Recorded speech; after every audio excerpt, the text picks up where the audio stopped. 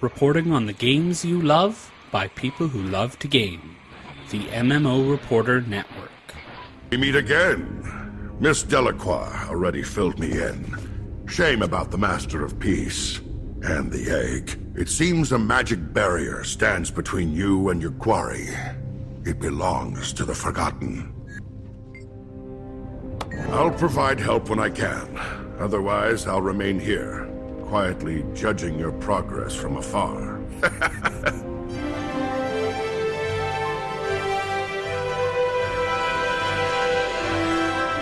Happiness mode engaged. Hello. Welcome. Ready for action. Happy to meet you, hero. Glad to have you with us. You'll find everything you need here. Hail, traveler. Wake up, you motherless Ettins. It's time to go. I'd offer the traditional pirate's greeting, but your spleen is better unperforated.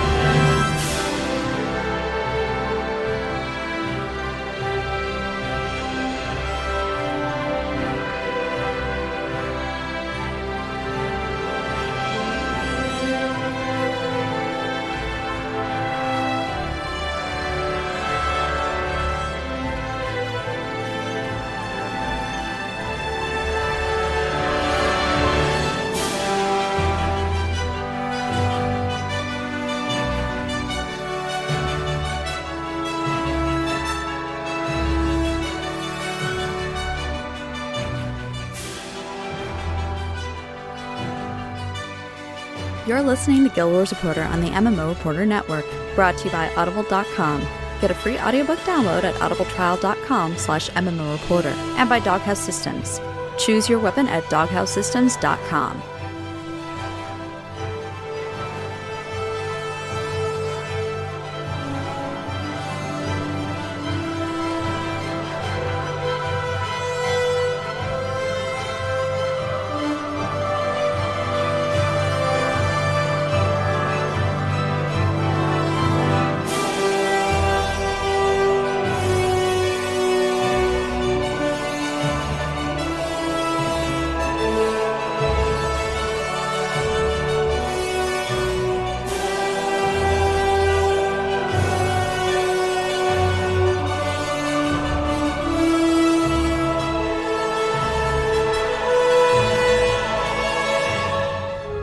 Hello and welcome to another episode of Guild Wars Reporter. This is episode 175. I am Celeste, and as always, I am joined by the amazeballs, Allona. Okay. Hello, Celeste. 1. 2, I was listening to the blooper episodes that we put out, and about how I did not appreciate being associated with balls. And now you're doing it again. Think of the lady balls. Eh? No. Oh. Well, should we start that over? No. Okay. We're done. We're doing it. And what should I call you? Have I called you scintillating Celeste yet? Mm-hmm. Damn. We're running out of adjectives. Yeah. Clarifying? That's a new one. Current Celeste? Jawa says I should use allure balls. Clandestine Celeste. Or would that be Slandestine? Because it has to say Slandestine Celeste. Clairvoyant. Slarivoyant. Slarivoyant. Well, it has to be sounding. So go to other languages. Ooh. Say Celeste. Okay. Chowderific. Chowderific. The chowderific Allona. I like that one, actually. It doesn't even alliterate, but it's pretty great. Chowder. Say it, Frenchie. Chowder. Chowder. Yes. So, Allona, we're getting way too far away from this. Gotta rein it in a little bit. First show of the year. Bah. We got a lot to let out, so. This is very true. Allona, what did you do in game for the past month? Well, I am going to try keep this as condensed as possible because, holy crap, a month. Just about, yeah. Obviously, a whole bunch of Winter's Day stuff, as you do. Mm-hmm. I need so much booze still for winter's presents. Yeah. So much booze. I thought I was in the home stretch, and so I spent a bunch of cash on Boozemahal and consumed it, and realized that I was only nearing the second last tier. There was a whole other tier. Oh. And I went, oh, sad. So I'll keep trying and spending money when I can on the Boozemahal, but yeah. Oh, and I kept meaning to tweet it out, but I never did. But I got one, and this is a big deal for me because you know how terrible I am at Bell Choir. I got 600 score game. Dang. I got one of them. I'm so excited. Took a screen cap, did a little dance. I never did it again, but I did it once. That's all that counts. You're actually doing better than I did. I never had a 600 game. And I played like 150 to 200 rounds. Just out of curiosity, which level do you like to play? I like middle. See, I love low. And I got to the point that I did low enough that I was getting that I just knew what to do with it. Yeah. So, yeah, I did that. I got 2 of my alts, their elite specializations. So of all my characters, I only have 3 that have the elite specializations unlocked.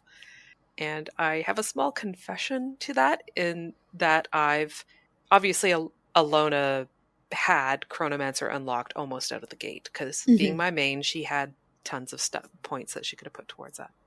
But I've only Chronomanced once. And the 2 characters that I have got their elite specializations on, which is Reaper and Berserker. And I have not even played around with the elites with them at all. For no reason, just have not. Yeah. I guess I still really like the base like the non-elite specialization roles. So I think it's that, and also like I had Druid right out the gate. I've not geared into it. I haven't even gotten the new pets. Like I've just been so bored with my Ranger. It's kind of sad.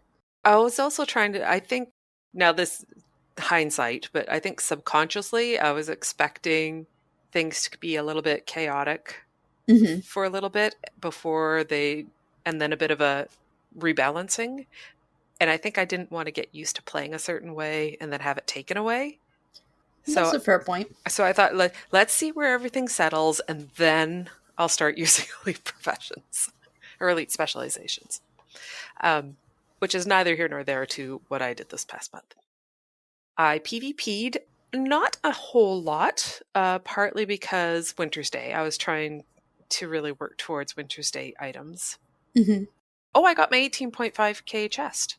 Huzzah. That's something I didn't put down here that I had forgot about. Also, I completely forgot about the Winter's Day reward track in PvP until like a day and a half before. And I'm like, oh, I got it 78% done in one day. That's pretty good. I put as many PvP reward track boosters on that I could find to do it, but I never did finish. So, that's okay. It keeps the progress throughout the year, though. I think it was Romo told me that on Twitter.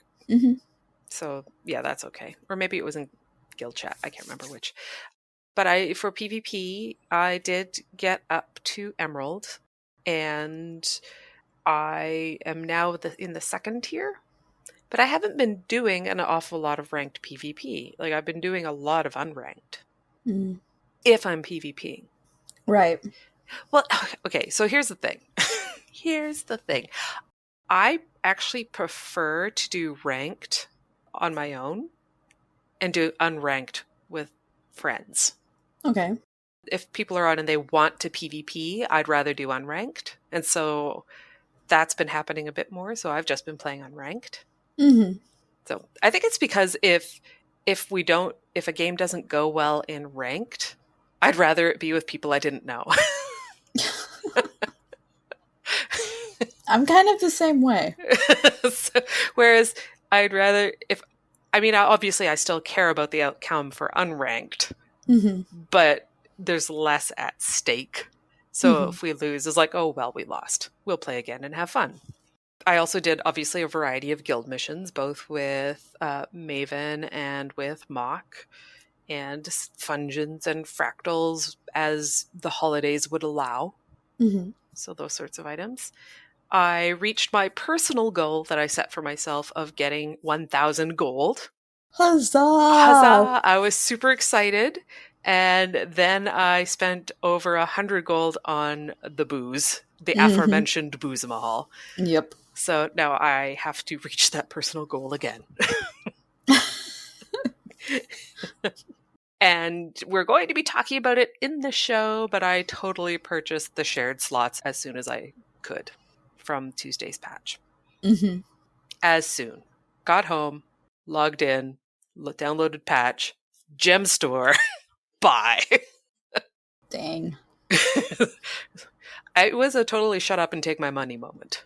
I still haven't bought it, but I think that's because I'm kind of like, oh, it's like $30. Shh. Just don't think about it in those terms. Just don't. Well, I spent at least 10 hours trying to get the jumping puzzle done.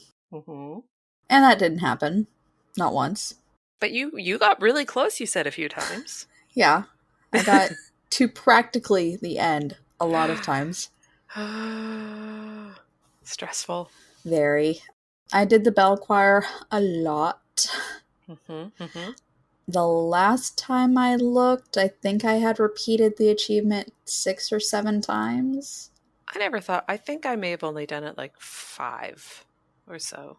Actually, just to put it in perspective for chat room, to segue a little bit or bump into your time. Previous to last year, had never been able to do bell choir. Like, just awful. Awful. Would get booted out because I'd be so terrible. And so last year, I actually tore a sticky note up into 10 portions and put numbers on them and put them on my screen, on my computer screen.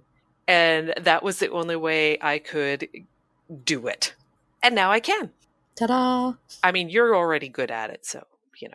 Well, like I think we had already talked about this. I play middle, and I just put my fingertips on the keys and watch where it needs to go, and I can usually do it even with the sound off now. I would think that might be less distracting. Well, as long as I'm not on Discord and trying to chat with people at the same time. Oddly enough, I actually do better if I'm talking during it. Like if I'm hyper-focused is when I make mistakes. If I am slightly distracted by, just chatting with friends, I do much, much better. Jumping puzzle is a different story. Shut up during it. And I know I did other things. Like I know I caught guild missions a couple times, I think. Oh, yeah, at least twice, I would think. You were there for a Fungeon night or a Fractal night, weren't you? Fraggles. I don't think that I was. I thought you did. I mean, it's been a month. I know. Were you there for the impromptu Tangled Depths meta completion? No, but I was there the next night for Arc Basin skill points. That was fun. That was fun. And particularly lovely to annoy Hunter. The Sherpa of skill points, apparently. He's very good at that. And because of that is why I now have 2 more professions with their elite specializations. Yeah. I did other things, but frankly, I couldn't tell you what they were off the top of my head. You celebrated Winter's Day. In-game and in real life. Yes. Well, as many people do. Yes, indeed. Yep. So we live stream Wednesdays at 9:30 p.m. EST, 6:30 p.m. PST at twitch.tv/MMOreporter. And you can reach us on Twitter or Facebook, where we do say when we're going live, and we post a lot of stuff on there usually. Yeah, it's mostly Twitter. Sad little Facebook and even sadder little Tumblr. Oh, sadder little Tumblr. I always stay logged into my Tumblr. Well, yeah. I should just log out of mine because I don't do anything with it anyway and just concentrate on GWR. You can subscribe to the audio version of the podcast on iTunes, Stitcher, and a bunch of other services that we don't even know we're on. Yeah. And rate and review us so that other people know that we're a real podcast and we actually do speak English. English? Do we, Celeste? We do speak English. English. Yes, we speak the best English.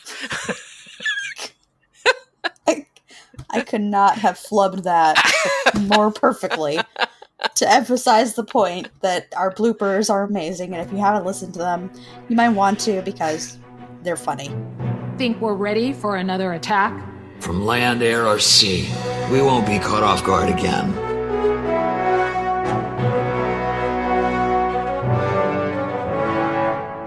Report from Lion's Arch.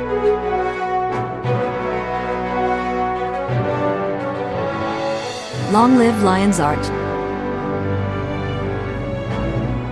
We actually have a news. Mm-hmm. Big news. Also, brief segue since we don't really talk about it here in our show notes because it was followed up. There was on Guild Chat on the official Guild Wars 2 YouTube thing. Oh, yes. There was. It was very interesting. Colin was on and he talked very briefly about some things coming up, which we now have more information of and we're going to talk about. It followed that up with McLean and Lena talking about music. I actually haven't watched that yet, but I do want to because I find that very interesting. But the mic drop moment, which we now have more information on as well, was the gliding in Corteria, where Ruby just jumps off from ore and starts gliding. I was at work in an open concept office when I read this, and I did involuntary hand spasm flails in front of everybody. And they're like, what is wrong with you? I was like, just shh. Nothing's wrong. Everything is good. So that was Guild Chat. Patch on the 12th of January. Largely, Celeste pulled out one of the best things ever. In Dragon Stand, Bongo the One-Eyed now has the appropriate number of eyes. Yes. 3. Correct. I love that. Now has the appropriate number. I haven't seen him since the patch came through. Like, does he have an eye patch, or is it just like this gross thing across his face? I haven't seen either. I probably should have checked that out, though. It's a surprise. It'll be a surprise for everyone because we don't even know. Exactly. They changed glider deployment to be more tolerant of network latency. Thank you. So what does that mean exactly? Please explain for me. Less laggy gliders. Fair enough. Most bug fixes and updates to the legendary collections. There's more detail for each of the collections that have updates. I have not really looked into any of these because I'm kind of waiting to see where everything falls with the other legendaries that come in. Yeah, I haven't started any of the collections or anything like that, so I'm off the grid on this big time. Me too. But if you are waiting for updates and fixes, they have them. Indeed. For World vs. World, change the yellow guild.map markers to no longer be displayed to guild members who are on an opposing team. Why would they do that? Because it's awesome. Because there are multi-server guilds. I know, that's hilarious though. Like, I know I'm never going to be up against you guys. Because Henge is never going to be against Tarnished Coast. I don't know. But still, it's pretty funny. I thought that was hilarious. The awesome big news, the Black Line Trading Company has shared inventory slots now available. They're not cheap. No. Starting at 700 gems each, so it's one single slot for 700 gems. And they will allow an item placed into that to be accessible by any character on your account. And they will appear at the top of your inventory once purchased. So they don't replace any bag space you already have. They are over and above whatever bag space your characters currently have. And each account can have up to 5 shared inventory slots at this time. Yes. So that it's totally expandable. Yep. And you're welcome, world. Yes. Because everyone, because this is almost exactly what we talked about on a previous show. Pretty much. Almost. The only difference was we said a 5-slot bag. I said, oh, it would just need to be 5 slots, just a 5-slot bag. And I even said that I would be willing to spend all my money on it. Yeah. So you can thank Allona for the price. Yes, you can thank me for the price, because I said, you make it, people will buy it. And I did. So. Yes. Actually, and I will say, though, I think the implementation of, we even said at the top, above all your other bags. Like, we even said that part on the show. Pretty sure, yeah.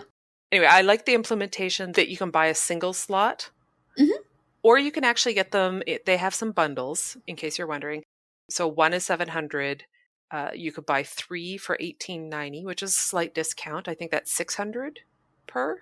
Roughly. Or 5 for $2,800, and that's about $500 per, right? I think that's what I saw someone break it down as. I haven't done the math. I'm just repeating what I've read somewhere else. In any event, bundle. Yeah. Bundle, buy them all. Throw money at the screen. And I love them. And I felt, since I had said that I would throw money at the screen if they did something like this, and that they've done it, I kind of had to stick to my word. Like that is just, what's not morals. What's the word I'm looking for? It's your responsibility. Yes, but that's not the word I'm looking for. In any event, I had to. Yeah, I'm debating.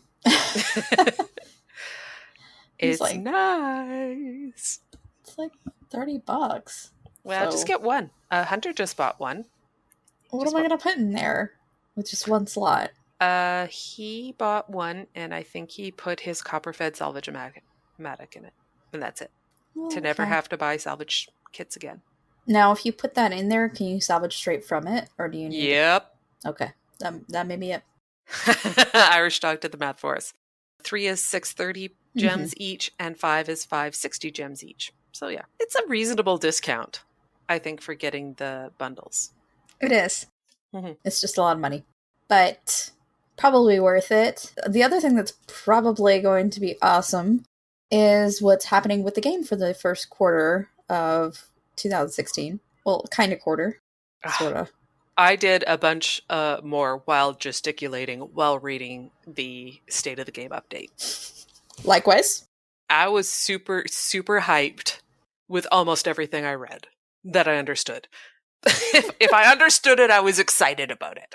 So Colin kind of opens up the blog post with, over the last 3 years, ArenaNet has focused on breadth of development, new content types, releasing in new territories, new game systems, different release cycles, system overhauls, and experiments into what is possible with an online world. One of our goals for Guild Wars 2 Heart of Thorns was for it to be the last time we would focus on this type of broad development and experimentation, and to reach a point where we could focus more on depth. He continues, this means a focus on new content and polishing for our existing successful parts of the game. When I was talking with, I think it was Hunter the one night about this, and I said it's almost like Guild Wars 2.5. Well, it was almost, like they changed enough to almost be a new game, like an iteration on it. So I see what they mean by that. Like, I see what they're saying, that, okay, we've thrown enough stuff at the wall. What's stuck? And they certainly have thrown their fair share of stuff at the wall. It's covered in pasta. That's actually where I went to. But I thought you'd make fun of me if I said that. And so I didn't. No, it's just completely covered in pasta. And a lot of what's not stuck is stuff that they decided they didn't want to do after the fact. But based on watching the guild chat with Colin and Ruby, and the ire and frustration they both seem to have for the bi-weekly updates, with bringing in new content on the seasonal basis, I would say that an update every 2 weeks is going the way of the dodo. Do you really think so, though? Because I just think it'll be smaller. Like, they won't be the big... Well, they already said that they were kind of doing that. Like, they've already moved away from the 2-week cadence. I think for Living World Season 3, once they get that started, they will have had enough time to prep it far enough in advance that we might see it as an every 2 weeks sort of thing. Yeah, that's what I mean. Like, just that's those sorts of beats, but not necessarily, like, they had the feature packs. They did the 2-week cadence, then they did the feature packs. This is closer to a feature pack. It really is. Like, these major updates are basically just feature packs. And that's fine. I'm okay with that. They want to rename it. They figure the marketing is better. Whatever. But I just think that if you're expecting to see something new every 2 weeks, you're going to be disappointed. Well, no. And honestly, that cadence... It was insane and self-imposed. Yes. Like, kudos for it doing it. Oh, yeah. But I don't blame them for not doing it anymore. Yeah. He goes on to say, though our big overhaul for World vs. World is still not ready for prime time, all other parts of the game are at a point where we can focus entirely on polishing the systems we have and continuing to add new content via live updates and our next expansion. I am super glad that they're owning up to the fact that it's not ready. They've been trying really hard. They're working on it. It's just turned into a beast of a project. And that's something that John Corpening had said a while ago on that Twitch stream. It's just been really hard for them to get it together. But I think it would have been a lot more... They would have gotten a lot more goodwill PR if they had said this before the holidays and then had further explanation like they do in this blog now, you know? I love that they're being this candid about it. Like, I was like, you know what? That totally makes sense. Sometimes you start something and it grows beyond what you originally thought. Oh, yeah, and I'm really glad. Yeah, and you have to step back and say, okay, what's reasonable? Let's make a new roadmap. Totally makes sense. I love the fact that they're being open about it. However, I think I'm going to disagree with you on this, Celeste. I think that if they had done it before Winter's Day, it probably... it might have depended on how it was being done, but I think it could have overshadowed some Winter's Day stuff. Maybe. So I think it's better to have, okay, that's done. 2015 is done. Start the new year. Start fresh. Here's the deal. Perhaps. So that's my only my slight disagreement with you. I'm sorry. You're barely disagreeing with me, but okay. So, like I was explaining, they have decided that they are going to do major seasonal game updates. And they say in the post it's every 3 months or so. So it's kind of a bit more often than quarterly. But I think it pretty much works out to quarters because you have to ignore the holiday months of like mid-October through early January when they're doing like Halloween and then Winter's Day. And you're right. That's a huge holiday cycle. It is. And they can't really do a whole lot of story in between there, like at all. Also, summer can be a little tricky, I think. Because there's just so much vacation during summer, like for staff. I suppose that's true, but I mean, they can rotate people through that. When it's Winter's Day, there's like nobody there. That's true. What I mean? Like the office pretty much clears out, you know? Mm-hmm. So, and all items will be released a few weeks beforehand with some additional information and blog posts, and it's going to be similar to what we've seen in the past with the feature packs, where it's like, here's a post with everything that's coming, and look out for more explanation over the next couple of weeks. And then you get more blog posts. Yeah. And guild chat and all that kind of stuff. So the Winter 2016 seasonal update will be out on the 26th of this month. So soon. That's 2 weeks from now. It's so soon. It's very soon. And what's going to happen in that seasonal update, Celeste? Well, there's going to be gliding introduced to Central Syria. There's already a blog post about that one to give more information about it. It was a good blog post. Basic gliding mastery is the only one that you actually need. Which I was a little surprised about, to be perfectly honest. Lean and advanced techniques will also be brought through. Yeah. So that's kind of nice. Even though I have neither. Yes. Instanced content, dungeons, and some jumping puzzles will be no-fly zones. They said that they were trying to keep it very sparing. These new freedoms might allow you to get to places in these maps we did not originally intend you to see. As long as your explorations remain harmless, it's all part of the fun. Yeah. They're kind of like, if you kind of map break, we're not going to punish you, but if you do it on purpose with malicious intent, I'm not sure how much you're going to be able to do that anyway, because there's no updrafts. There's no real high places that you can jump down from. There's a couple, but I mean, even still, like, you can only go so far without updrafts to, 1, make you go higher, and 2, also replenish your bar. Have you died yet in Corteria? Oh, yeah. See, I have not, but I have actually caught myself running up a hill with the intention of then jumping down to glide. And went, whoa, wait, no, this will end badly. But I've started many times. The Shatterer is being unleashed. He's being twaddled. Yes. Taquitoed. Yes, the Shatterer is being taquitoed. And maybe some of the predictions about Kralkatorg being the next big baddie are right on the money. Now, maybe I am not remembering properly, but the whole thing when they redid Tequatl, that was well after we'd killed Zaitan. Yes, but they said there's some reason why this is happening. Was it because there was more magic shoved out into the world and it got more powerful? Just kind of like, hey, there's more magic out there. I got some. Did they ever explain the whole? Okay. No, that's why it was so weird. They never said like why it happened. They were just like, there's a reason that it's happening. And well, okay, so maybe this is like the long game. For the Shatterer, it's the same as it was with Tequatl. We just don't know what this is yet. I guess. Okay. Let's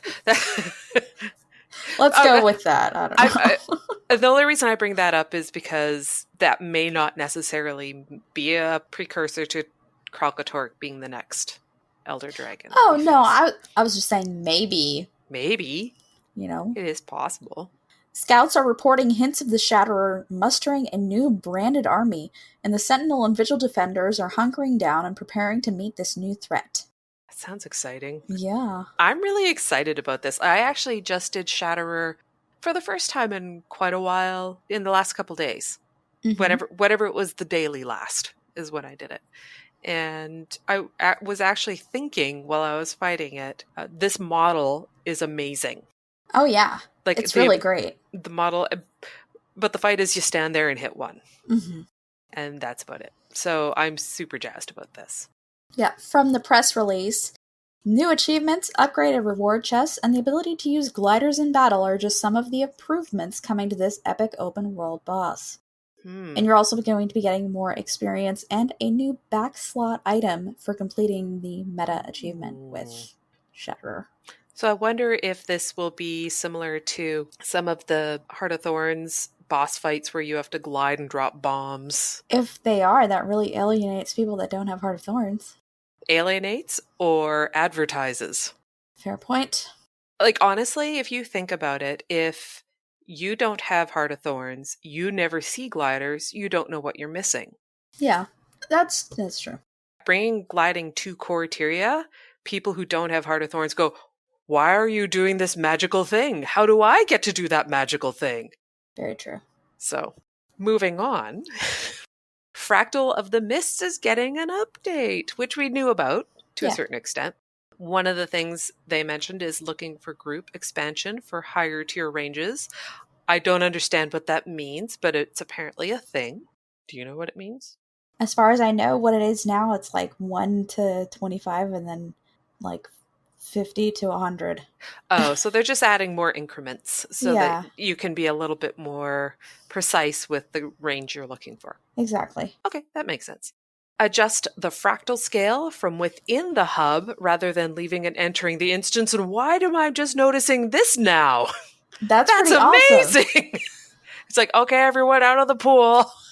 Yeah. Back in the pool. That is, okay, I did read these things in advance, just so everyone knows, but somehow I just skipped over that particular point repeatedly. That's wonderful. And the daily fractal achievement will be the default screen when inside the hub. Yeah, when you open your achievements panel, that'll be the default tab that's open. If you're inside the fractal. Yes. That is very handy. That is handy. And it's kind of like, like the wallet on the bottom of your inventory. It'll tell you which currency, based on where you are in the world, is probably the most relevant. Yes. And it's kind of that technology carried through to the achievement UI, and I'm happy about that. Although I still think that it should just remember where you left it at. Right? Yes, I will 100% agree. They should just flick that switch and make it happen. Absolutely. Event participation update. You will still have to make a few hits on whatever you're fighting to get credit.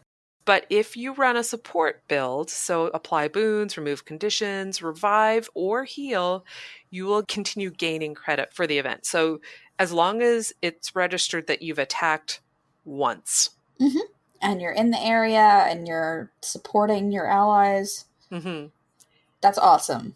It's super awesome. And this was obviously something that they talked about even before the game launched. That they wanted this to be a thing. Oh, yes. And limitations to technology, it was not a thing. Correct.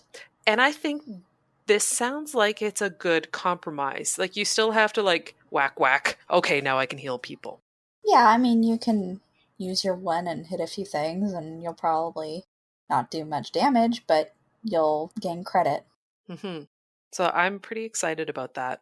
It definitely incentivizes to run support instead of just straight Zerker when you're in open world PvE, because if you like running support and you're in open world PvE, at the moment, you're not going to get much of anything for doing that. Yeah, I've certainly will have been doing events, and I'll do more reviving. Making sure people are... I don't run any heal builds at the moment, but certainly reviving, and I will get, like, bronze. I'm like, oh. Exactly. I got bronze, but I was busy the whole time. And also, if you are trying to make sure that you're keeping people in the fight by reviving them before they're actually defeated, you're sometimes going into some pretty dangerous situations. Oh, yeah. For instance, if I have a full complement of clones out, I will hit my distortion shatter and then go in and revive people. Revive, yeah. Yeah, and I'll just... So I take no damage while I do that. Even though you're probably standing in the poop. I am standing in all of the poop. Yeah. Ew. It's true, though. And one of the other things that they are doing coming up, which I didn't realize I needed, and as soon as I read it, thought, this is amazing, I love it, is squad markers, and I keep wanting to say lieutenants. I was going to make a note that I wouldn't make fun of you if you said lieutenants, and that's fine. You can say lieutenant. Lieutenant or lieutenant, depending on where you live in the world. Commanders will be able to appoint lieutenants to take care of administrative tasks like organizing subgroups, inviting or removing players, and broadcasting messages. Love it. That's pretty great. I can totally see how for incredibly large squads that you would hope to see in World versus World, this is phenomenal. But even still, like, say, doing Mox Guild missions aren't necessarily large enough for this per se, but Mavens can get quite large, and I can totally see how the squad leader would like the ability to, like, say, okay, there's 3 other people who can do stuff. Awesome.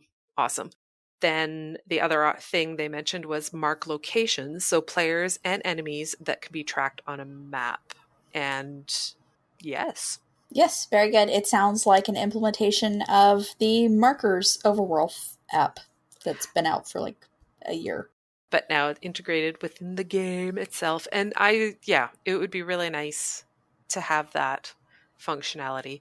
And as I was reading this, now I have a commander tag because I bought it when it was 100 gold instead of 300. Yes, and at the time I spent all my money on it thinking, I don't know why I'm doing this. I feel like an idiot. I'm never going to be a commander. But I know I will never spend 300 on it. And what they're bringing to the commander table, I am totally glad I did it. So, yay. Yay. You know what I would actually like as a function for commanders? to be invisible to everyone but your squad. That would be a pretty great option, actually. Because, like, when we're doing it as... Like when we're doing the Orc Basin. Yeah, we were doing skill points in Orc Skill Basin. points. Oh, right. Yeah. And then a whole bunch of people were like starting to follow us, thinking we were doing the meta. Because we were in a squad, because there was too many of us for a 5-man party. Yeah. So in that exact situation, but you want the commander functionality. Like, you don't want to be a commanderless squad in that situation. Mm-hmm. So being able to be an invisible squad would be really great for PvE. Like, I could see how they wouldn't want that option at all for World versus World. Totally get it. But if they can already have some functionality for that's differentiated slightly, and it would be so nice for PvE to be invisible. An invisible commander for your squad. That would be nice. Stealth squad would be a little bit too OP for World versus World, I think. Irish dog. So, the World versus World upgrade, not the upgrade you're hoping for, but something that they hope will tantalize you. Do you want to read it, Celeste? Tantalizingly. You know why it's highlighted there? No. Because I wanted you to read it and summarize it because I didn't understand. Oh. Well, I don't understand it either. There's a WoW upgrade with rallying and reviving. Yeah. If you want more specifics and to potentially understand it more than we did, you can go and look at the blog post over on the official website. I'll be honest, I read through it 2 times and I was like, I don't understand why this is a thing. That's all. I'd have to read it again. There's going to be a new Mist champion. Tybalt Leftpaw. Yes! Oh, I just read your little side bar for that. Winner of the most cash grabbiest move of 2016. Already. Yeah. Our apple-bearing defensive Mist champion is pretty much all you get to hear about him. So not a lot of details. And I'm sure we'll go ahead and get all of his powers in a separate blog post at some point. The feels.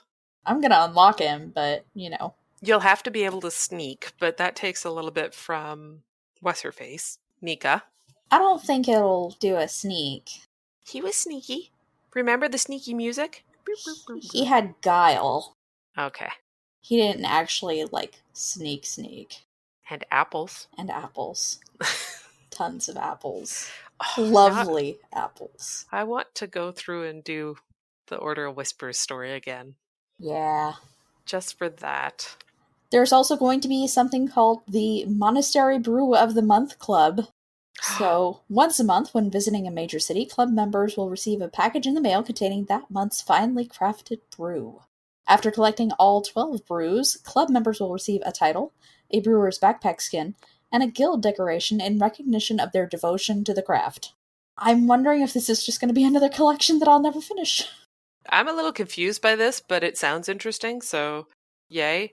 And Irish Dog, to jump back a little bit, one of Ultra's games was to come up with new Mist champions for Stronghold, and someone actually did mention Tybalt Leftpaw. Oh, yeah. So we'll have to remember who that is. I'll go look through the notes for that. There's going to be World and Raid Boss Guild decorations. You'll earn a token that will allow you to buy brand new decorations from the decoration vendor inside your guild hall. Once you collect enough of these decorations, you'll be able to upgrade them into a larger trophy. The trophy may look familiar, as it's the custom chest that drops when you defeat the boss. I was really excited until they said that it was just the chest. I'm like, I want a head spiked, you know? Oh my god, you're bloodthirsty. I want it mounted on a giant wooden board that I can, affix onto the walls of my guild hall. What have you done to Celeste? What are you talking about? This is the type of trophies I want. Oh, dear Lord, lady. There's a reason my ranger is a Norn. Okay. Well, that's true. Actually, I don't disagree with you. That does sound kind of awesome. So all bosses have a unique-looking chest for raid bosses? So. Okay, well, that could be pretty cool. That could be pretty cool. I was looking for something a lot more. We'll see how they come out, but... Yeah. Well, and that's the thing. Cautiously these are optimistic. These are just words. Seeing them in practice is something different entirely. These are just words. These are just words. They're trying to paint a picture, but obviously can't do the whole job. Yeah. They're going to be adding some more controls. Action camera, snap ground targeting, and auto targeting. Will have a setting for push to toggle or hold to toggle modes. Which, again, is something we talked about that was needed, and so you're welcome again. Yep. We totally said, I love the Snap 2 targeting, but I'd like to be able to have a button to choose when and when not to use it. Yep. So awesome. Loving this. And there's going to be a checkbox for showing the names of interactive objects. Also love this. This makes me unreasonably happy because I hold down control the entire time I'm playing. Control and Alt. I basically do the whole game with, we've talked about this on the show, with my pinky is curled under and holding down control, and my thumb is on Alt unless I need to jump.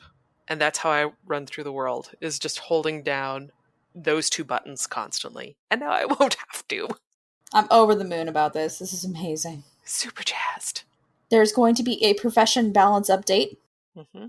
which, let's be honest, should have been in game a while ago. No, they needed... No. No? Yes, but no. All right, then. Only because, like I was saying at the beginning of the show, they kind of needed to have everything up in the air and see where things fell. And you needed a little bit of time for that. Mm-hmm. But, so yes, but no. I suppose. Yeah. While we'll still make minor adjustments in between as needed, each of our quarterly seasonal updates will include a major balance update to adjust how professions are performing and reining in outliers. If you want to read what's coming up for your particular profession, there is a blog post there, and I would recommend checking that out. Yep. Actually, I thought it was interesting that, for the most part, I think it's the elite specializations and the boons and conditions that, or not effects that they can come with. But for Mesmer, specifically, Scepter's changing again. Mm-hmm. And they already gave Scepter like a fairly, not super major overhaul, but a fairly major overhaul in the last balance update. I guess they realized that it wasn't far enough. Yeah. Although, honestly, I've mentioned this several times, if I have condition or if I have confusion on myself and I don't have any way to purge it right away, I will switch to Scepter because I know I will never hurt myself enough. Oh no, wait, someone said that it was just a base when you hit with confusion. I don't know about that because my health goes down a lot more if I'm using Greatsword than if I'm using Scepter. Not a Mesmer. I don't know. Coming this quarter, before April, but not necessarily January 26th, is the Lunar New Year, which is actually on the 26th and will last until February 9th. If you want a reference to that, I left a link over to the wiki with the celebration page that we had previously. Mm-hmm. I'm pretty excited about this. I like Lunar New Year. I do too. Well, I liked it a lot in Guild Wars 1. In Guild Wars 2, I'm still getting used to it. I don't think I played that much through it the last time. Mm-hmm. I'm looking forward to it. For the Raid Wing Salvation Pass, which is a great name. It is. No date yet, but before April. Face off against new challenging bosses, earn new rewards, train new masteries, and continue your journey toward building your legendary armor. Now, I have not been in a raid since the last time we had a show and talked about raids. So, not at all. Not happened. And the new masteries. I want a new masteries, but I'll never raid. They're only inside of the raids. Oh, you can't use them outside? Those masteries? Don't think so. Oh, well then I don't care. All right then. Well, I do care, but it's not as big a deal. Mm-hmm. The PvP League will be starting up again on February 23rd. That's like a month break? Yeah. Wow. There is a forum post with the changes that are going to be implemented for the next season. It's going to reset your badges and all of the leaderboards, so be aware of that. There is also the Pro League Season 1 Finals and the Relegation Tournament, which I know next to nothing about, but there was mention of a lot of prize money. So, there's that. As much as Powerball? No, ma'am. No, not so much. Coming this year, Living World Season 3. Yes. And they popped in a lot of questions that they don't say they'll answer. Actually, it says these questions and more await you in Season 3 of The Living World. They don't say they're going to answer any of them. You know? That's, What if Drewbert's in the egg? Oh, speaking of Drewbert, because we don't actually talk about it later on, but there's a little kind of... Choose your own adventure. Yeah, it's a choose your own adventure. It's all pretty much text-based, and they put a link to it in their blog just today. Yeah, and it was just a fun side project that I think it was Angel McCoy, Terza Bauer, and Anatoly Ingram worked on. And maybe more, but those are the three I know for sure. It's a quick thing. It was super fun. I really enjoyed it. I'm so glad that they did it. It's kind of nice to see that there was actually backstory there, you know. I don't know how much of that is canon, to be honest. There are going to be more Fractal updates in the coming year as well. Some highlights to look forward to in 2016 include the completion of outstanding projects like the Fractal Legendary Backpack. Mm-hmm. More backpacks. Yeah. Our new take on Fractal leaderboards. Mm-hmm. You'll also see lots of additional polish, balance to existing fractals and rewards, changes and polish to instabilities, additional reasons to play all the different fractals, and most importantly, new fractals. Yes. So it's nice to know that I've already gotten one of my predictions right. Mm-hmm. You know, if they manage to implement it this year. Actually, I was talking with Cal and about the prediction show, and when they mentioned that they are going to be working on an expansion, the next expansion, that kind of like, does that count as an expansion announcement? No, there's no date associated. No, but they announced that there is one, or that there will be one. Does that count? Or does it need to have a date or a name? It needs to have a name and some sort of premise brought into view. That's fair. For it to be an announcement, I would think. Yeah, I was... Because otherwise, bam! Well, yeah, because like we were all wrong on when that would get announced. Yeah. At that point. I'm pretty happy about these. I certainly enjoy fractals. I'm not like crazy high level or anything, but I enjoy them, so cool. I'm totally on board with this. This is something that, like on the prediction show, this is great. I want more stories. Yes. And I do like the overhaul that they had given them prior, where you can just do one if you want to. I like the addition of the fractal dailies. I think that's pretty great. All good here. Yep. There's also going to be, this year, they have said definitively that the World vs. World update that they had hoped to get out with Heart of Thorns initially will be coming out this year. And that's the huge overhaul that they're referring to. When they linked it up on the blog post, they had to use a Twitch stream that's 6 months old. And you have to fast forward to 8:40 to even see the video with John Corpening. And I just want to say how freaking sad that they couldn't even have cut out the video and put it on their YouTube. Because it was a prepared video that they played on their stream. Mm-hmm. You know, they could have put it on the YouTube after. It kind of seems like a perfect metaphor for how World vs. World has been treated in the past. It's getting love now, obviously. But when it comes to, like, the first year or so, 2 years of the game, you know? We know that that's not true. This goes back to they were silent because they were working on stuff that they couldn't talk about. And couldn't, because they didn't want to give false updates. So now they're talking about it. We know it's coming. but we also know that they can't say when it will be ready definitively because they're working on stuff. So I think for a huge part of that not giving it love, it was just people didn't know about it. Before Adopt-A-Dev, before all of that was implemented, it absolutely was the redheaded stepchild game mode. Yeah, I guess I never really saw it that way, only because I am not a huge World versus Worlder, so I should probably not talk about it because I don't really understand. You ask me points per tick or anything like that, and I don't get it. The culture of it, I do somewhat understand. Just from roaming around enough. So what is your take on why it exploded and became a much bigger animal than they were anticipating? I think it's because I'm right. They didn't understand how many problems there were, even though War vs. World is extremely popular. They had no idea the scope of the issues that they were going to be facing down, I think. And that just kept snowballing. And for whatever reason, technical coding, whatever, obviously I'm not a coder. Do you think World vs. World was one of the first things they built when they were building Guild Wars 2? I think maybe the maps and stuff. Or do you talk about like the coding itself with how the whole thing works and mechanisms? Yeah.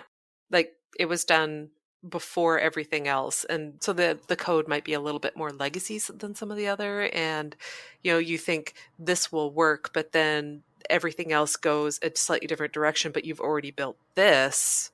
And how do you reconcile those things? So that's why I'm kind of wondering if because I remember them talking about the WVW was a huge deal long time before the game launched. And it was, I think, one of the first things we heard about in any detail. I have a poor memory for that sort of stuff. Mine is mostly from listening to you and Chris. I have a poor memory for that sort of stuff. So anyway, that's just something I was thinking about. I'm really not sure of timing, but I do know that they certainly do feel neglected, and I know that they're excited for these new things to come in. And gosh, I hope that they're able to fulfill at least some of the needs and wants that these players deserve to get fulfilled. As far as text goes, we may not be ready to reveal more in early 2016, but you'll have an opportunity to get all the details and give feedback when we go into the beta phase of this massive project later this year. Whew. Yeah. And the next seasonal update announcement will be happening in April. We've said it many times, many different ways. I'm okay with generic dates. Like, not specific, just like in the future, roughly around this time. I like the quarterly type. Yep. It's like, hey, it's 3 months out, 4 months out max. Yeah. But within that, here's what's coming with this, and here's what we're shooting for the rest of the time frame, but we don't have a specific date set for it yet. Yeah, I'm fine with that. Yeah, I think that's awesome.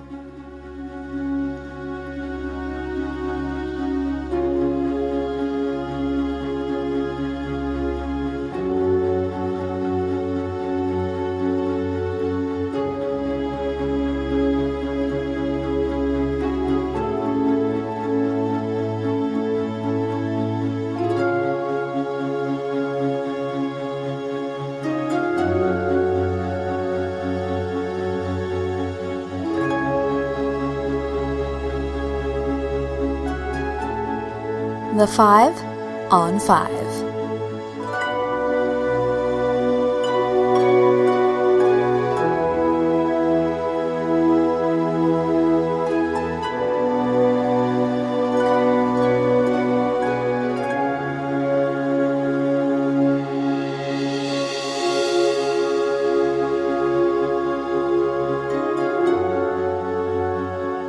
So here we are for the 5 on 5 once again, and this week we are joined by Malibu Barbie. Yay! Hooray! Yay! It's a party because Barbie's here. That's right. So, Barbie, these may seem like lazy, very basic questions, and you would be correct in assuming so. So the first question is, my dear, who are you? Who am I? That's like a philosophical question. Who am I?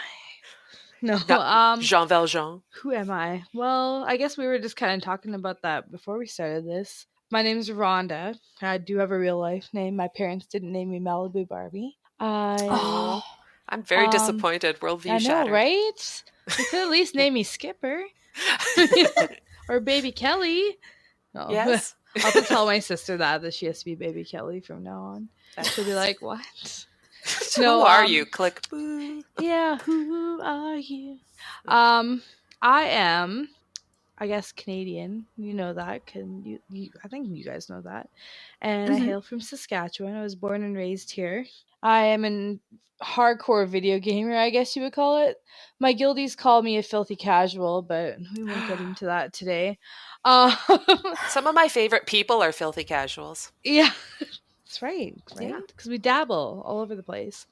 And I guess if I was to describe as far as doing stuff, I like to play music. So I guess I would consider myself as part of my who am I. I'm a musician. I like to play the piano. I like to sing.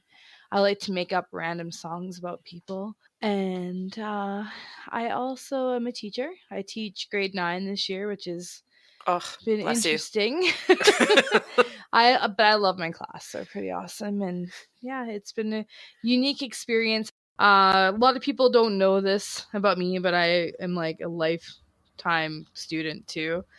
I have almost 3 university degrees. Oh my goodness. Degree in history with a minor in biology and chemistry. And I have my education degree specializing in middle years education. And I'm currently completing my master's, and I'll be done in July, in First Nations-based education and curriculum development. So I am a very busy lady. I had an intern this fall because I felt like I needed to pay my dues back to my alma mater, the University of Saskatchewan. And I run Gwen. You might have heard of that radio station, and Gamers Give Me Back, which kind of are like the same thing, just 2 different sides. And I moved back to where I am right now to teach because I have 3 beautiful little nieces that I love to spoil. I guess to summarize it, I'm a teacher, I'm a student, I'm a gamer, I'm a charity organizer, and I'm a really awesome auntie. So there you go. I'm feeling awfully unaccomplished and lazy right now. Very much so. Ditto. Oh, and I'm a fur mom too. I have 2 cats. So I'm a crazy cat lady, borderline. 2 doesn't really make you a cat lady. I know. That's why when people bring kittens around, I'm like, get away from me. I don't want a 3rd one. That means I'm officially a crazy cat lady. So I don't know. This kind of goes with the question number 2 is actually what made you decide to be so awesome?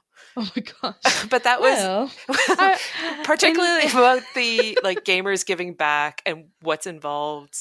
What made you decide to do Gamers Giving Back, and which you didn't, like Pink Day in LA, which is part of that, and Gwen. What made you decide to be awesome and do those things? There's 2 different sides to it. The radio part, I was working for a radio station called Blade Radio, and I had a radio program with them, show called Dancing in the Dream House, which, well, no pun intended towards my Malibu Barbie name. But Malibu Barbie actually stems way back to Guild Wars 1, and it kind of leads up to like how everything got started with it. Lindsay Murdoch, who works for ArenaNet, and I and Isaiah Cartwright were on TeamSpeak one night, and we were playing a GVG match together, and Dervishes had just come out with Nightfall.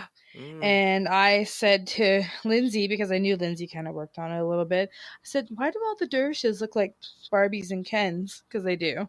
Let's be honest here. And then I got the idea. I was like, oh my gosh, I'm totally going to make Malibu Barbie. So my Dervish was named Malibu Barbie, and people just started calling me Barbie, and I think that was around 2007, I believe, if I'm thinking about that. So I had the collector's edition and had the disco ball, and I was like, hey, well, this would be perfect for doing my in-game radio stuff. And I had a little bit of fallout with Blade Radio because I wasn't really liking the direction that they were going. Yeah. So at the end of 2009, I decided to move on from them. And the community, like, oh my gosh, the Guild Wars community is so crazy. I got begged by so many players to not give up doing my in-game shows and stuff like that. I had a really good following at that point, and I played with a lot of people, and I always did stuff at like Winter's Day. I would go on a Santa character I made and give away Ectos to everybody in Lion's Arch and all kinds of stuff. So I was kind of doing the Gamers Giving Back stuff without realizing what I was doing. I just really love giving away stuff to people. It's kind of like I get this high off of doing good things, which I think more people need to be like. I was sitting around with a couple of my friends, and I was kind of bummed out, and they could tell I was bummed out. And I was like, oh, I don't know. I don't want to get involved with radio again. And I'd seen lots of people break off from community radios and go start their own thing. And then it ended up just being cheeseball, and it never works out. And I was like, I don't want to do that. I don't want to just create a radio station. I want something more if I'm going to do it. I want it to have a purpose. So I guess kind of left it for a little bit. January of 2010 came. And you guys remember around that time that there was huge earthquakes and stuff in Haiti. Yeah, oh, right. Yep. So that really, I don't know, for some reason I tell people it was really weird. It really affected me. And my students are really disconnected from world news and global news. And so I was driving home from work. I had a really kind of intense day. And the song What About Now by Daughtry came on the radio. And I'd seen the video. And the video is all about all these different charity organizations doing good things. And Chris Daughtry kind of recognized that and made it into his music video. So I'm listening to the words and I'm driving home and I'm like, oh my gosh. I'm like, well, why don't we do something like that? Why don't we create a group that gives back in video gaming? Because people are always just thinking video gamers are people that go and end up shooting up places, and we all just want to like be violent people, because you see it all the time in the media. Video gaming causes people to do all these things. So I'm thinking about that, thinking about me being a teacher, playing video games all the time, and how I kind of hid that part of my life from my professional life, because I was like, if parents knew I was a video gamer, are they going to look down on me, like that I'm not influencing their students to do good things and be a positive person? So I always had that in the back of my mind. Plus I wanted to do the radio stuff. So I got home. I actually had 5 friends, or 6 of us all together. Matt and Sharn and Randy and Roy. Like there's a couple other, my friend, you guys might know him off on Twitter, the Lazy Geek. We all got together and we said, well, why don't we create something? Why don't we do this? And I started telling them all about my ideas for Gamers Giving Back, and I was just like, blah, blah, blah, blah, blah, blah, blah, blah, blah. You know, when you get a great idea and you just kind of like spill your guts to people around you and you just sound like an alien. So I'm just like, rah, telling them all this stuff, and I'm like, that's crazy. We'd never be able to do that. And at the time, my friend Matt, he was like, I just made you a Facebook page for it. You're doing it. And I was like, really? I'm like, so I guess, and he's like, yeah, we're doing this. And I'm like, we're doing this? Like, you're in? And my friends were like, yeah, let's do it. Sounds awesome. We approached Regina Bernova, who just started his community. I'd never talked to her. I'd always associated with Gail Gray, who had kind of was shifting her role a little bit. So there was kind of a shift in the community. Regina kind of took on some community stuff. And I approached her and I said, Regina, I got this idea. Let's have a fundraiser for the Red Cross to send some money into Haiti. Can you give me anything? And at that time, they had all these art books. That she goes, I'll give you 40 art books. Let's do it. And so we came up with that concept of donating $10 and then we'll do a draw. And it was the easiest way. And I said, okay, how about you guys? I said to Regina, you pick the numbers. So that way ArenaNet's got some involvement there of picking the random numbers. And we had just a red day in LA for Red Cross. And it was huge. We raised $1,000 in like a couple hours. Wow. Everyone's like, well, that was interesting. And I'd always been kind of like doing some stuff like with Daniel Frozenwind and Malified and all the people that were key people in community. And we relentlessly and tirelessly started DJing with this free DJ radio thing that you can sign up for. Not really being serious about it yet and not getting our own showcast server. We just use a free one. And we started doing that. And like we literally, between the 6 of us, would like try and keep the radio up 24 hours a day, which is ridiculous. I don't know what we were thinking. Like back then, I'm like, how did I have that much energy? What? Like, it's so crazy. So we did that. It was like everything aligned perfectly because Connor was really good at doing all the website stuff. And then we ran randomly one day when we were in Temple of Ages, I think it was. We ran into Blue, who works on our radio station as well and works on the website. And he introduced me to Cookie. You guys might know Cookie Crumbles. She goes by Cookie Q, I think, now on Twitter. Okay. So the three of them are like, we're going to make the website. And then I got all my DJ friends together. And actually, Bobby Stein, who works for ArenaNet, his now wife used to work for Gwen. Okay. Because as we got going, and and I'll talk to you about my very first, like the first toga party, how ridiculous it was. But the more we got going, the more people from ArenaNet were either A, marrying people from my volunteer staff, or B, they now work for ArenaNet. And I'm like, what is going on here? You guys killing me here. But anyways, going back to the very first major event, we did some stuff for Japan around that time too. Mm-hmm. We always had this toga party in Chabak Village. I'm like, well, why don't we make it big this year? Let's make it huge. Let's make it like actually a charity event. Let's do a toga party. And I did the MS walk because my mom has multiple sclerosis. And I said, well, why don't we do it for the MS walk? And everyone's like, all right. And so we had this toga party that we normally had, but we just kicked it up a notch and we raised $1,337, which was always our number. We wanted to raise elite dollars because, we're gamers. Yes. So, you know what I mean? So we did that. It was awesome. Like, it was a huge turnout, and ArenaNet was like blown away. They were like, are you serious? Like, this is amazing. So they started giving us like stuff towards it too. Like, they would give us like little like t-shirts and stuff like that, and it was awesome. People were donating money, and the whole concept of gamers giving back just naturally came out. People always ask me, just like you guys said, how gamers giving back came to be. I came up with the idea, the community ran with it. I guess is like there was no magic wand that I was waving. I had some kind of ideas, a couple other people pitched some stuff in, and it was just kind of like boom, it just like exploded. And I don't think if I would have been in a different gaming community, it would have been as powerful. I think that the Guild Wars community is really unique. You see the big hearts and people always trying to do good things, and ArenaNet themselves, the staff are amazing and supportive. So, and when I approached the person from the MS Society about this, he's not a gamer. And I said, I want to do this virtual party and we're going to raise money for you. And he's kind of like, yeah. I'll believe it when I see it. What you're talking about. But when we raised the amount of money, I think we raised just over $3,000 or something like that, our first event. Like, how huge is that? Yeah. Like, that's like, it doesn't seem big on a big scale, but I thought, that's pretty good. Because we didn't know whether the concept was going to work or not. And he was just blown away. He's like, so you're telling me you went into a video game for 6 hours and a bunch of gamers donated $3,000? I'm like, yeah, we're having a total virtual party. He was just like, I don't get it, but this is awesome. So what ended up happening is, and it had kind of converted somebody to Guild Wars community, their communication rep played World of Warcraft. So I was like, World of Warcraft.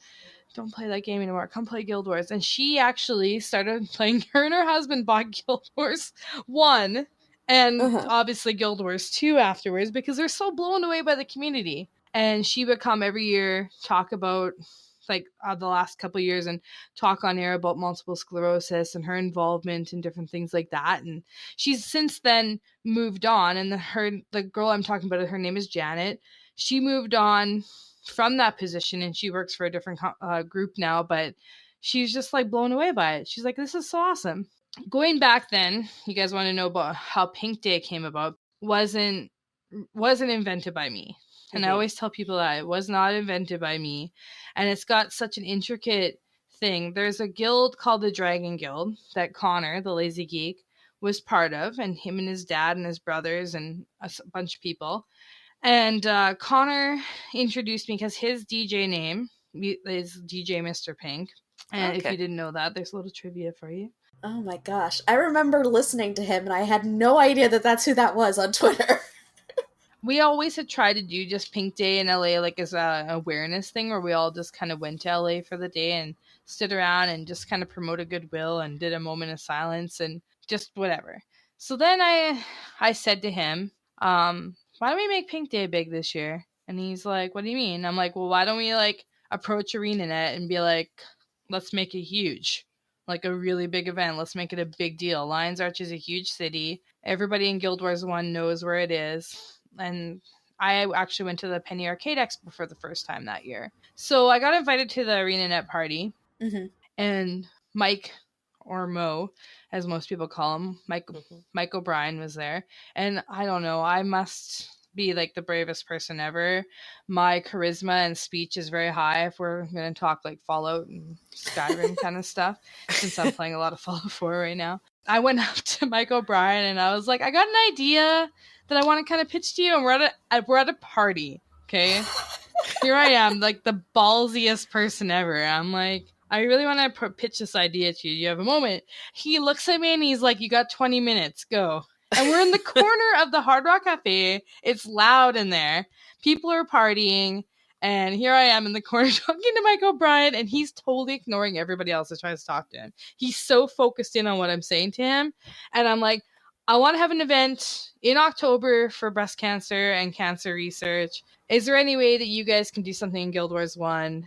And I want to raise some money and do like, told him all the details about it. He looks at me and he's like, okay.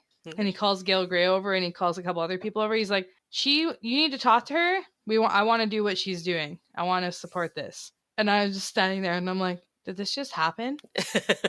Like, and then Connor's sitting over on a couch visiting with a couple other people. And so he shook my hand, gave me his card and said, I need you to email me all of this stuff again so I don't forget, because we're at a party. Probably going to forget. Email me. And I was like, okay, like, awesome. Love you. Bye.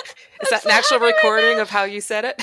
Yeah, you know what I mean? Like, just like, kind of like, I probably like was totally a fangirl, but anyways, got a ton of prizes. Pink Day happened and we raised a ton of money our first year. Mm-hmm. And Mike's like, I want to do more for this. And they never even told me, but the next year, as you guys, if you were in Guild Wars 1, that's when they put pink dye into the game.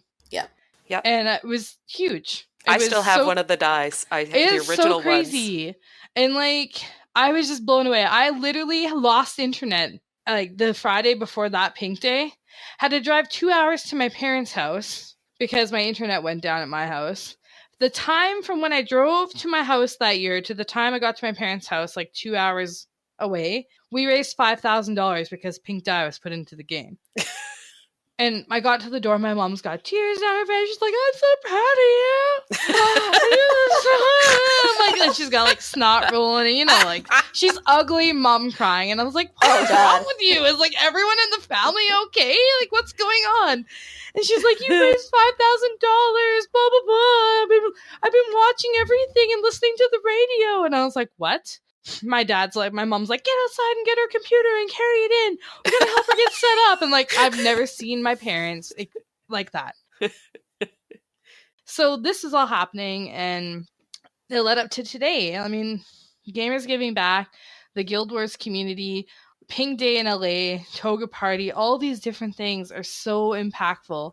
I tell gamers this every year. I'm just one person in amongst the pile. If I didn't have all my volunteers, all the people that I've met along the way, my angels, as I call them, like, it's crazy.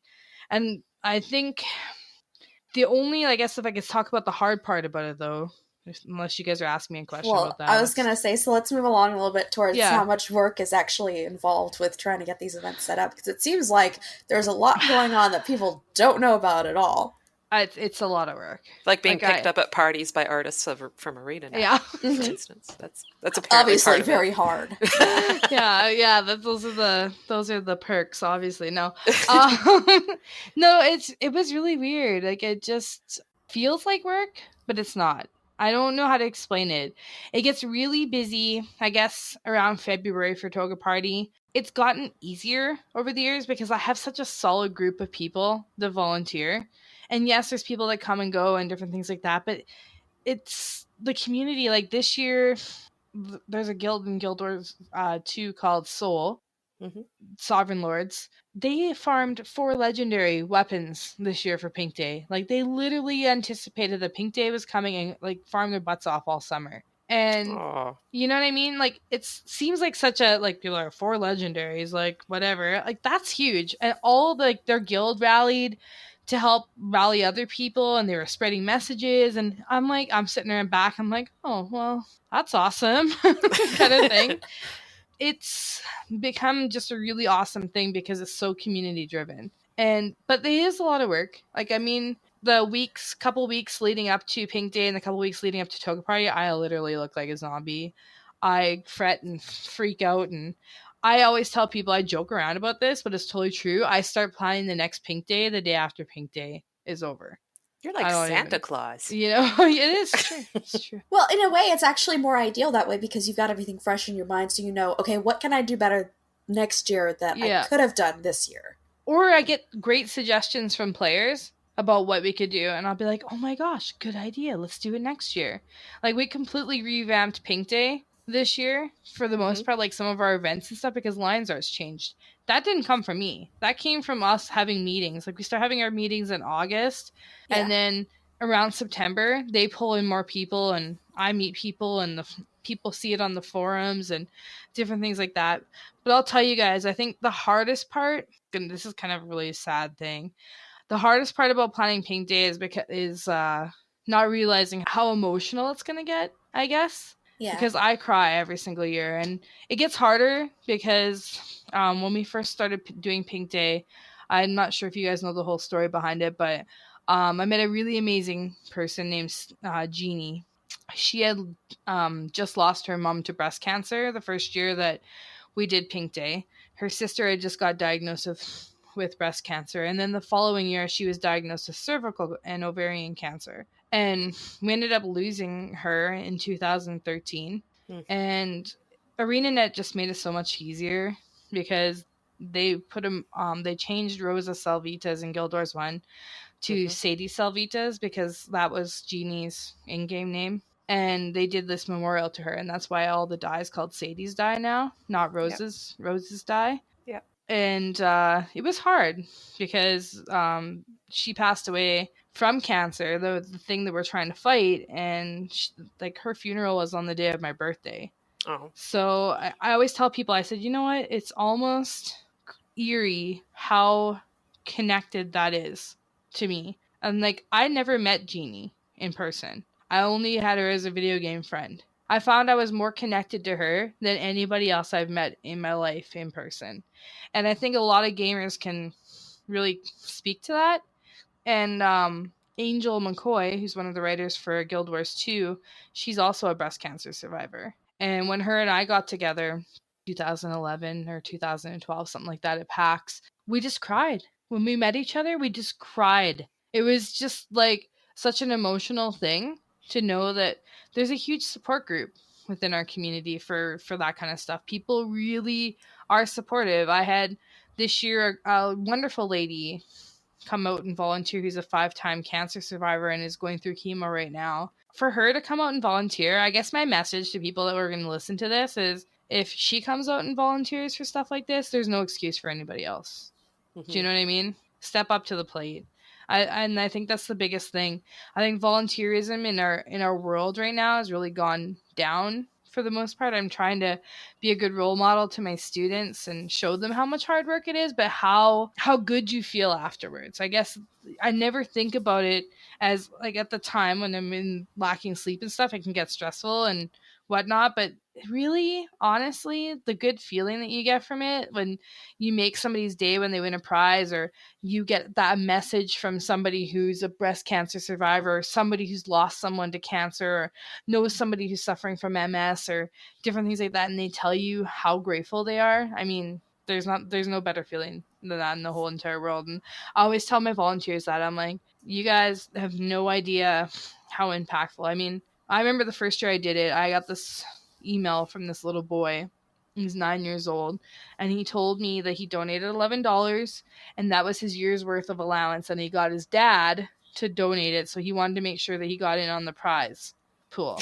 And I was like, dude, I'm sending you a prize just because you donated your allowance. Like, that is so amazing. Like, for us as gamers to make an impact on that little boy when he's 9 years old, that kid is going to remember that for the rest of his life and grow up to be a good person. Yeah.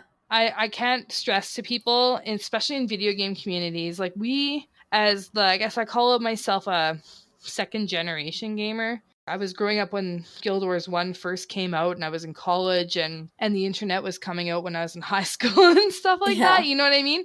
And I always call myself that because I'm not first generation. That would be my parents, and it's our job to kind of lead the way of creating positive spaces online and showing people how we should be acting. And because I'm like, what kind of message are we showing to the younger people in our community? I think with Gamers Giving Back, I know, like, I used to have this guy that trolled me nonstop in Guild Wars 1. And, you know, that guy's probably one of my best listeners now because he just needed somebody to care. And we killed him with kindness, I guess is the best way to explain it. We killed him with kindness. And he's awesome now. I think a lot of people out there need to see that and hear that message and know that, I mean, it would be amazing to have every single server in all of Guild Wars 2 involved with Pink Day. That's my dream, to have every single gamer aware of the Pink Day in LA and make it a huge game-wide thing. You know, Baruch Bay this year, they went and did their own event and had their own Pink Day in Spanish, and people are like, oh my gosh, they're not doing this ever. I'm like, who cares? They're doing a charity event in Spanish. It's like, not a competition. It's not when did it have to be a competition for charity? You know, like, this is amazing. Yeah. So I, like, told them, I'm like, you guys are awesome. Like, how much money did you raise? And let's do this next year. And we want to support you guys and get the whole Spanish crew. Like, I have a really hard time getting the European community involved because there's so many different languages over in their servers. And I can't, I'm not there. You know what I mean? So when I have people like Fizzy Pedal and Marissa, coming and stepping forward, Tylos is on my team, Skill Warrior, all the people at Nerdy Bookas and Guild Wars 2 community, when they all step forward and help me out, I mean, like, that's amazing because I can't do it. I can't be everywhere. So I guess, like, my message with that is just to, if you want to help out, I mean, it's not a competition. Come and help out and be part of the team. We're all in a team together. This is not the Malibu Barbie show. This is a community thing for charity, and I really want to stress that to people, that the more the merrier. It's just the best feeling in the world. You know what, Barbie? Yeah. You answered the next two questions already. Oh, awesome. That's so good. One is it exciting to see how well it's been received? Yes. And the last one is what's next on the horizon? And you kind of covered both of them. Yeah, well, if you go to the in-game events section, and I think more people need to check that out. You know what I mean? There's a ton of really amazing events posted there, and like people say to me, I guess it's one of the hard parts about planning events. Every year I always get people like 2 days later after Pink Day, what do you mean Pink Day happened already? I missed it. I didn't even know about it. Or people come to lines, why am I just finding out about this now? People, go and look around you. Go to the Guild Wars 2 website and check the forums once in a while. We have the radio. We have I tweet like a lot. So you know what I mean? So speaking of Twitter and people trying to find different events, can you go ahead and plug?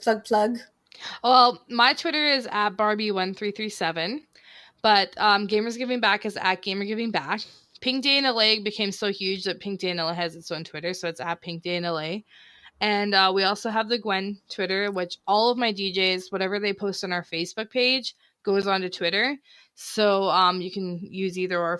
And that one is at GW_E Network. So, and I just hired 2 new DJs for Gwen. And so we have some more live DJs happening. But yeah, so I don't know. I think if I could leave like one last plug, if people have a charity event that they're doing, contact me. I want to support you. I do it all the time. We have different people that have contacted us, and it doesn't have to be surrounding Guild Wars. It can be anything. We have Mario Marathon we've supported, and they do stuff for Child's Play. We've supported MM Gamers, who do some other stuff for the Multiple Sclerosis Society. There's lots of different marathon gamers that have contacted me. Operation Supply Drops contacted me. Lots of different stuff. There's Able Gamers. I love what they do, where they allow for everybody to be able to play video games. Like, how cool is that? I love it. That's awesome. Yeah. So, like, if you go to gamergivingback.com, We have a lot of links at the bottom of our homepage. If you want to be on there, just hit me up. I will put you on there. It's awesome. I have a really amazing lady that writes for both my websites with me. Her name's Allie, and she's Canadian too. She's from Ontario. Mm-hmm. And so wood. I think she's like 20 minutes from me, actually. Yeah, it's for real. Like, it's kind of creepy. She's amazing. She's really an awesome person, and she has a big heart too. So we want to get the word out there. I never thought that Gamers Giving Back would end up being like this, but now that it has, let's keep doing it. It's a good thing. It's a wonderful thing, and we can't say thank you enough for all of the hard work that you guys have put in, you and your teams. Because, oh my gosh, you guys have done so much good in the world, and you've made such a difference for so many people, and just thank you. Well, yeah, and thank you to all those volunteers. Like, oh my gosh, I would never be able to do anything without them. Like, I know there's a lot of charity organizations out there that pay people. Like, what are you doing? Why do people have to be paid? It's ridiculous. Just volunteer your time. It's not a lot, and it feels so good afterwards. Like, I can't emphasize it enough. Like, it's the best high in the world to help people out.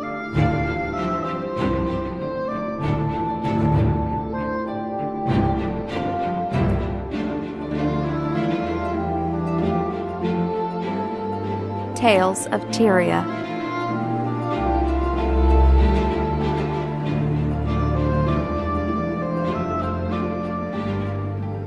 First of all, there was a post for behind the scenes audio on YouTube, and it's in conjunction with Sennheiser, probably. Yep. So it's talking with Drew Cady. Yes. And a few other of their sound peeps. And if you've listened to our show at all, you know Celeste and I are huge geeks. Yes, when it comes to sound. For this, I will admit I haven't seen this yet.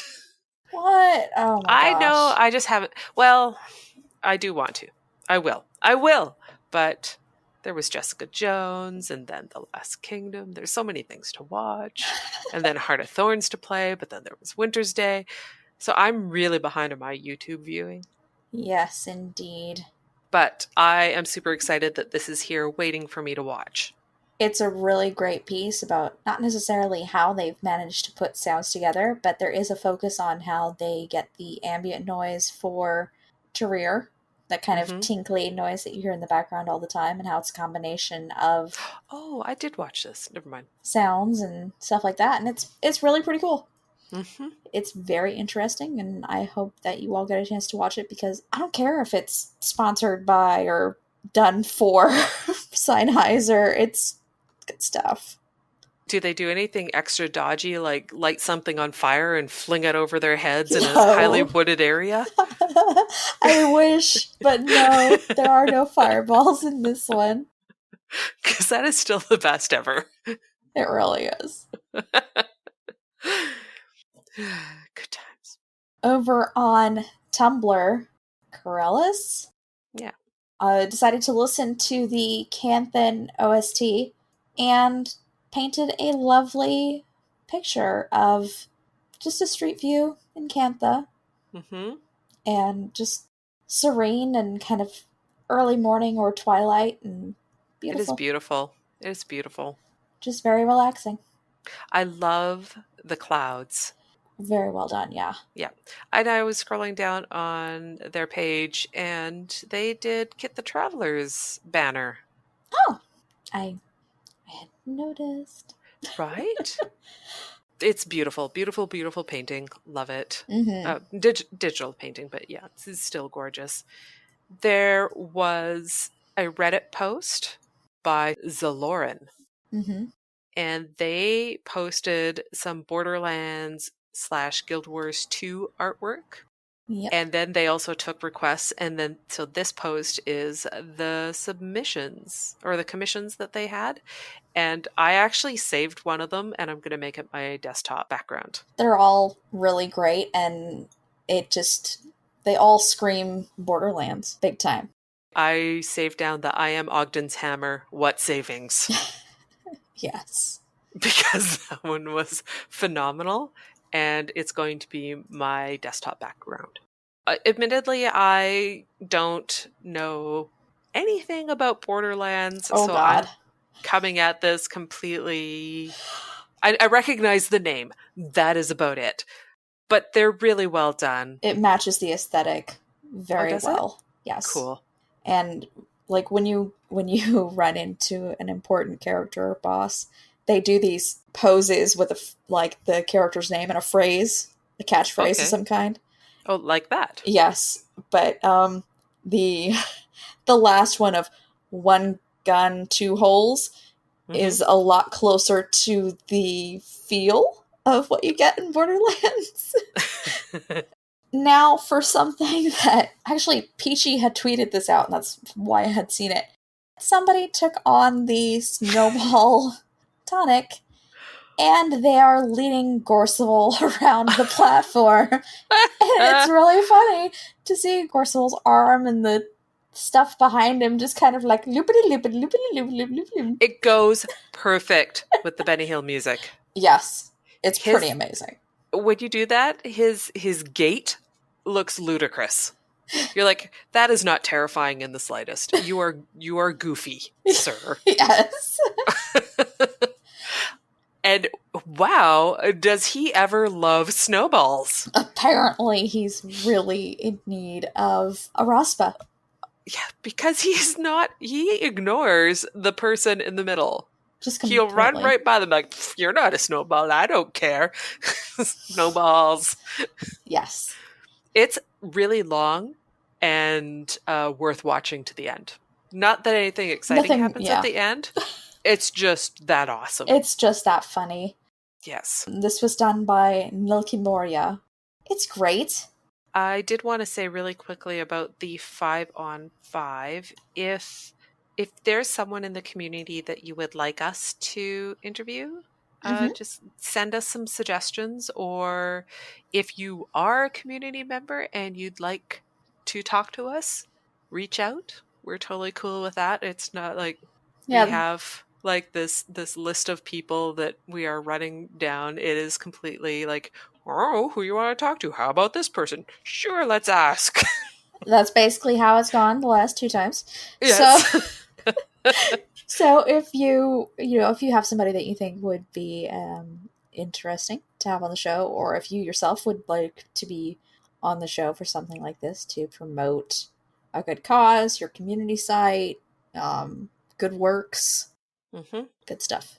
Let us know. Good works, good stuff. Well, that's a good that's a great tagline. 5-on-5. Good work, good stuff. So, at any rate, thank you, chat room, for being awesome.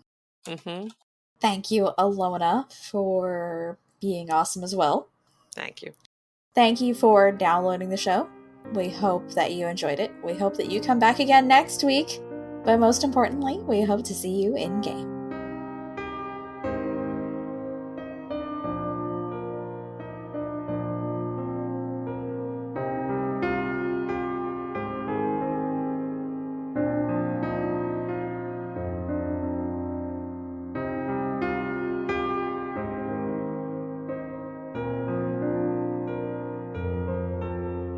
May the Six watch over you. So if you have a community event that you would like for us to share, please send us an email.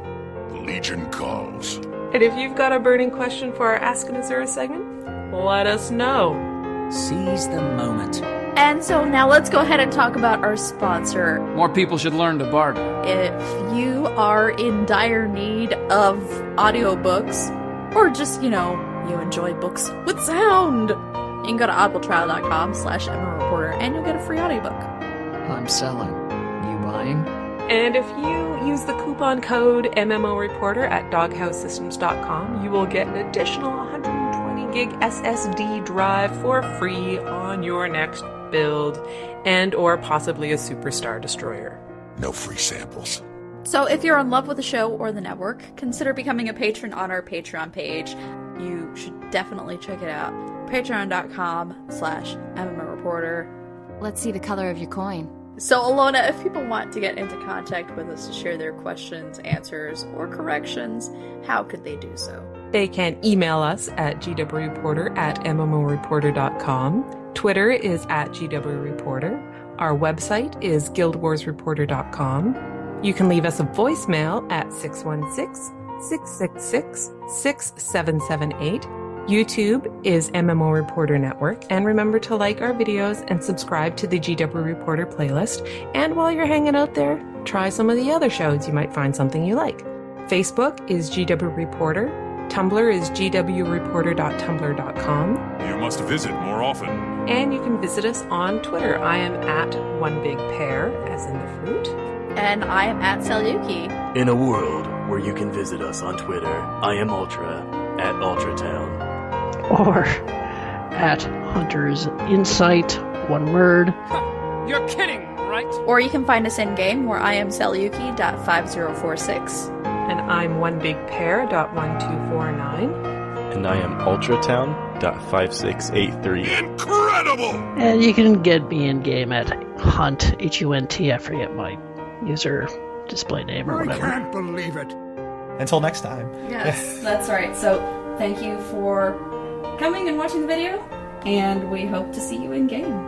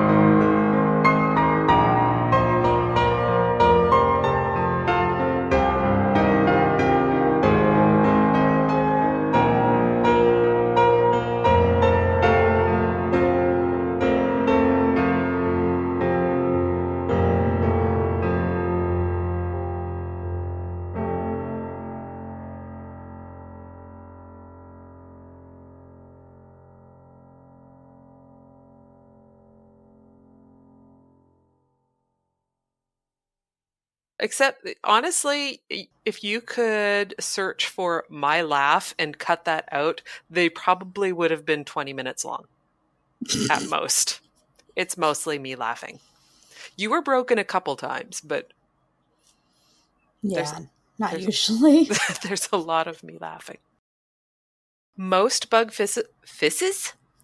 Most bug fisses from my English. There's also the Pro League Season 1 flannels? Flannels. Season 1 flannels. Thanks for watching the video, everybody. Don't forget to check out all the other podcasts at mmoreporter.com or by clicking on any of the links here. And please check out our Patreon campaign at patreon.com/mmoreporter. Thanks, everyone, and see you in game.